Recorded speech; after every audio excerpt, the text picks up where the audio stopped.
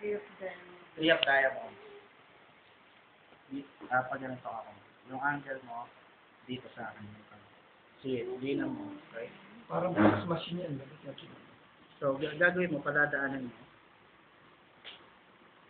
Sige, let it pass. Sige. Hindi ko hawakan yan, ha? Ayan yung card mo, diba? Sige, pass it through. Sige pa. Ngayon, kung successful, tama yung pagkakahawak mo. Yung 6, ano yan, sir? 3 of diamonds. Ayun yung 3 of diamonds. Ito na yung isang card na nasa-report natin. Na-xerox eh. Box machine ah. Kita mo yun? Oh, ano po? G! Nasa-revisa naman. Ilan taon mo pinag-aralan yan? 8 months siguro. Months pa lang? Ay, hindi. Ako nagmamagic na.